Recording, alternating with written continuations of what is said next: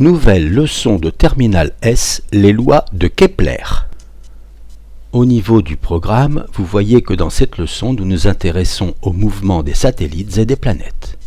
Au niveau des compétences exigibles au baccalauréat, vous devrez démontrer que dans l'approximation des trajectoires circulaires, le mouvement d'un satellite ou d'une planète est uniforme. Autrement dit, vous retrouverez le mouvement circulaire uniforme que vous avez déjà rencontré. Vous devrez établir l'expression de sa vitesse et de sa période.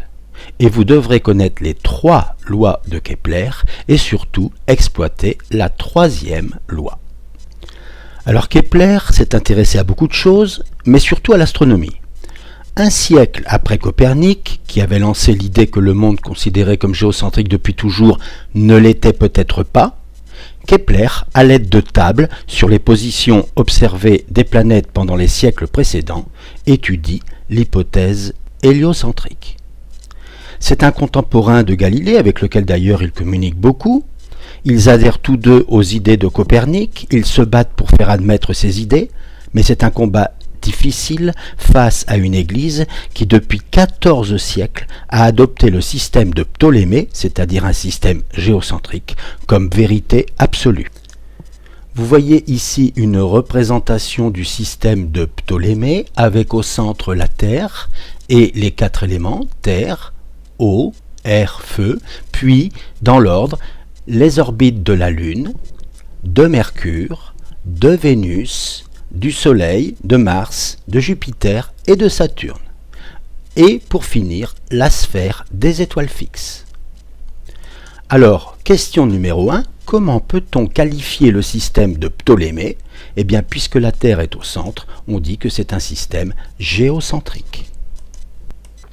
Nous allons maintenant tracer une ellipse. Nous prenons 2 petites épingles comme ceci, puis un fil qui est plus long que la distance entre les 2 petites épingles, et à l'aide d'un crayon, on va tracer l'ellipse en tirant toujours bien pour que le fil soit toujours tendu, et on va faire le tour, et on va donc obtenir cette ellipse qui a un centre C, mais qui a surtout 2 foyers que nous noterons F et F'.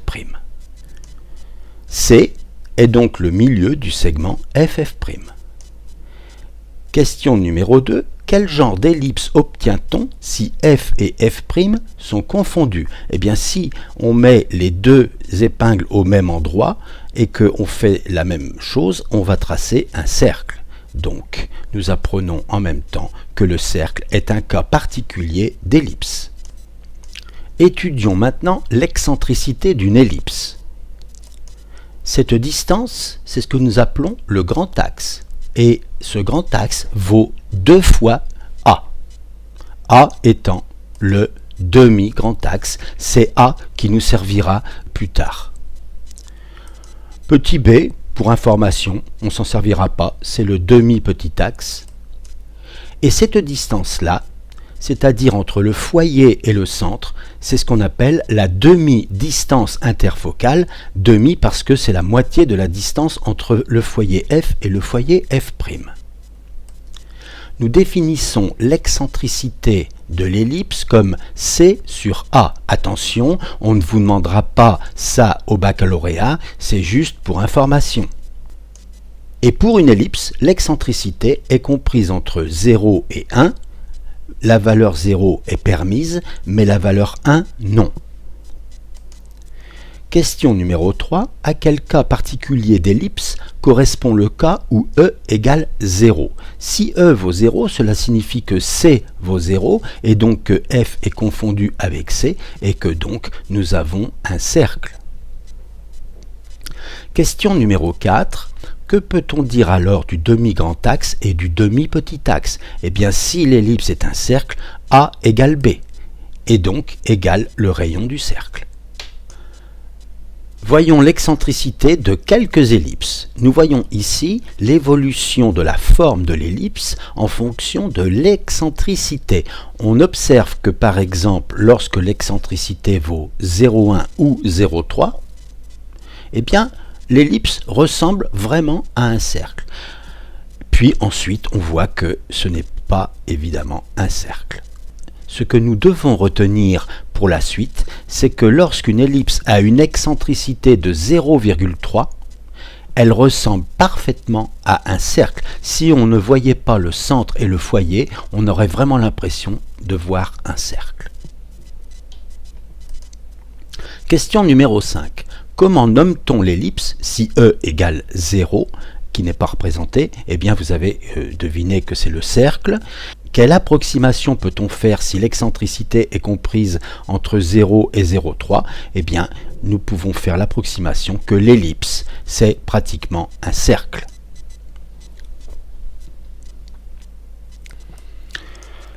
Étudions maintenant la première loi de Kepler. Alors vous observez ici les planètes du système solaire qui tournent autour du Soleil avec une échelle temporelle. 1 seconde représente 100 jours. Question numéro 6. Comment peut-on définir les trajectoires des planètes autour du Soleil? Eh bien, les trajectoires sont des ellipses. Question numéro 7.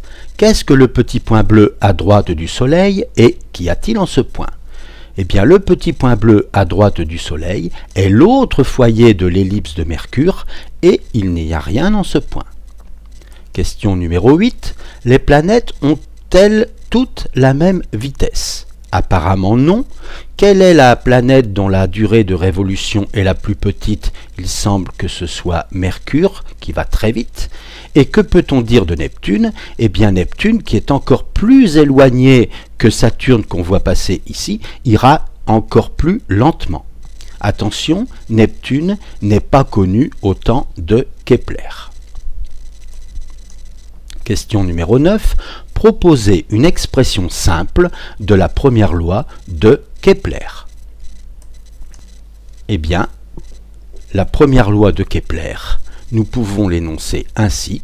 Elle s'appelle aussi la loi des orbites. Les planètes du système solaire décrivent des trajectoires elliptiques dont le Soleil occupe l'un des foyers. Étudions maintenant la deuxième loi de Kepler et répondons à la question 10. La vitesse de la planète est-elle constante? Il semble qu'au départ, la planète allait plus vite. Autrement dit, sa vitesse ne serait pas constante. La planète se dirige actuellement vers l'aphélie, qui est le point le plus éloigné du Soleil, où là, il semble qu'elle prenne une vitesse minimale. Puis, maintenant, elle se dirige vers le périhélie, et là, on peut logiquement penser que sa vitesse sera maximale. Attention, au prochain tour, nous introduisons le segment SP qui relie le Soleil à la planète.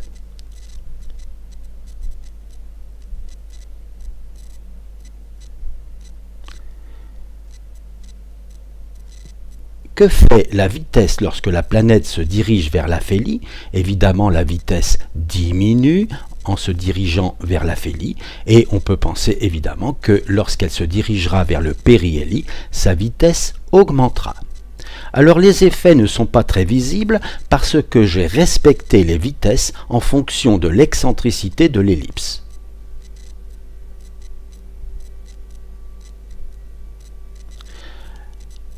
Attention, au prochain tour, nous représenterons la planète seulement à certaines dates, toutes séparées de la même durée delta t.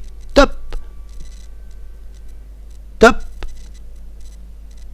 Top! Top!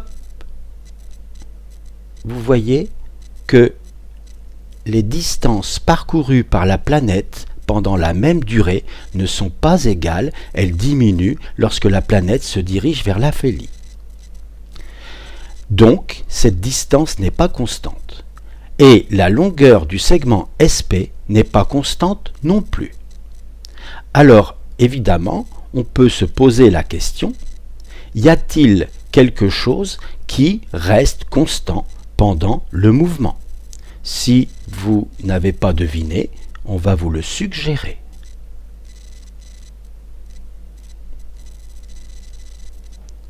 Vous voyez ces petites surfaces bleues qui sont balayées par le segment SP pendant des durées égales. Eh bien, vous avez peut-être deviné, puisqu'on vous demande de proposer un énoncé de la deuxième loi de Kepler, que ce sont peut-être ces surfaces bleues qui sont toutes égales entre elles.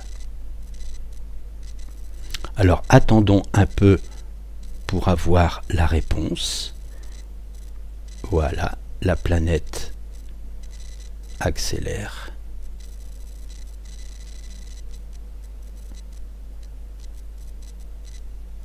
Vous voyez que toutes ces surfaces sont égales et donc l'énoncé de la deuxième loi de Kepler, qu'on appelle aussi la loi des airs, la ligne qui relie la planète au Soleil balaie des aires égales pendant des durées égales. Pour étudier la troisième loi de Kepler, complétons d'abord le tableau. Nous observons dans la première colonne la liste des planètes, avec en plus Uranus et Neptune, qui n'étaient pas connus au temps de Kepler. Dans la colonne suivante, nous avons le demi-grand axe petit a en unité astronomique. Alors si vous ne savez pas ce qu'est l'unité astronomique, vous avez une petite idée en regardant la Terre, puisque pour la Terre, nous avons exactement une unité astronomique, c'est-à-dire que la Terre se situe exactement à une unité astronomique du centre de l'ellipse. Puis, colonne suivante, les périodes de révolution. Vous reconnaissez la période de révolution de la Terre, 365 jours, un quart. Donc, vous avez compris que tous les 4 ans, pour rattraper, nous avons une année bissextile. Et vous devez remplir la troisième colonne en calculant t carré sur a cube en jours carrés, unité astronomique, moins 3. Alors pour la planète Mercure, on trouve ceci, 133 500. On fait la même chose avec la planète Vénus, on trouve 133 600. Pour la Terre, pour Mars, pour les 4 planètes Jupiter, Saturne, Uranus et Neptune, on trouve ceci.